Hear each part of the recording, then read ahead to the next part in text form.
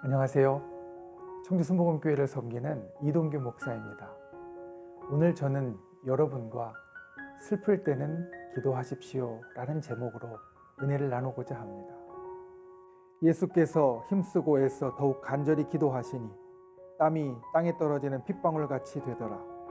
기도 후에 일어나 제자들에게 가서 슬픔으로 인하여 잠든 것을 보시고 이르시되 어찌하여 자느냐, 시험에 들지 않게 일어나 기도하라 하시니라. 우리가 느끼는 감정 가운데 대표적인 것이 기쁨과 슬픔입니다. 여러분은 어떤 감정이 더 좋으십니까? 보통은 기쁨이 더 좋다라고 말할 것이고 기쁨을 더 많이 느끼기 원한다라고 말할 겁니다. 그런데 여러분 아십니까? 기쁨보다 슬픔이 우리 사람에게 있어서는 더 보편적인 감정이라는 겁니다. 기쁨을 느끼는 사람보다 슬픔을 느끼는 사람이 훨씬 더 많고, 또 이 슬픔은 가장 인간적인 감정이라고 이야기되어집니다. 슬픔은 우리 모두에게 아주 흔한 감정이고, 또 우리 믿음의 사람이라도 피할 수 없는 일입니다. 그렇다면 우리 신앙의 사람들은 슬픔을 어떻게 맞이하고 슬플 때 어떤 일을 해야 할까? 예수님께서 겟세마네 동산에서 기도하실 때 제자들과 같이 가셨는데, 제자들이 잠자는 것을 보시고 말씀하실 때 슬픔이라는 말이 등장합니다. 이 밤엔 우리가 보는, 또 우리가 아는 여러 가지 일들이 일어났습니다. 예수님께서 십자가에 못 박히시기 전날 밤이었고, 유월절에 만찬을 하셨고, 예수님께서 긴 연설로 제자들에게 마지막 가르침을 주셨고, 이제 정말 마지막을 준비하는 기도를 하시러 예수님께서는 올라가셨습니다. 제자들이 함께 갔고, 예수님은 제자들에게 부탁했습니다. 유혹에 빠지지 않도록 기도해라. 그런데 오늘 본문에서 제자들은 잠을 자고 있습니다. 사실 우리는 제자들의 상황을 충분히 이해할 수 있습니다. 밤이 많이 늦었을 것이고, 그리고 유월절 만찬 준비와 그리고 만찬 이후의 여러 가지 일들로 인하여서 제자들은 상당히 피곤하였을 겁니다. 그런데 정작 제자들이 잠을 잔 이유를 성경은 이렇게 이야기합니다. 슬픔으로 인하여.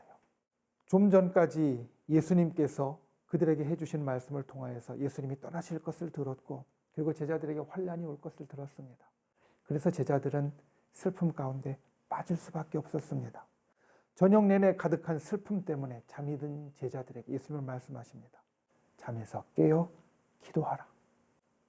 슬픔이 때로는 우리 인생에 아주 어려운 일들을 가져옵니다.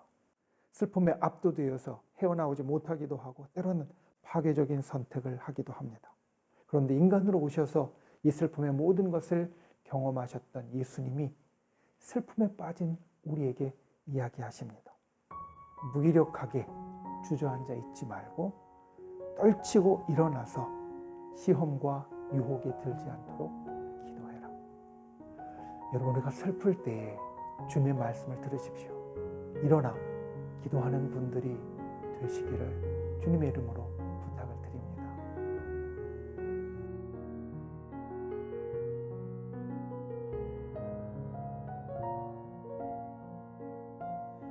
마지막 시간, 예수님의 마음을 생각해 보십시오. 지금 겟세마네 동산에는 예수님과 제자들이 있습니다. 그런데 사실 더 슬플 사람은 예수님이십니다. 왜냐하면 몇 시간 후면 예수님은 큰 고난의 순간, 고통의 순간을 맞이하셔야 됩니다.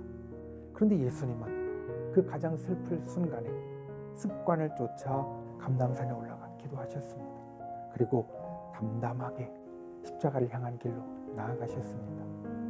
여러분, 슬플 때 우리는 기도해야 합니다. 기도할 때 하나님의 능력을 힘입을 수 있고, 기도할 때 주의 도우심을 가질 수 있고, 기도할 때 일어나 다시 나아갈 수 있습니다.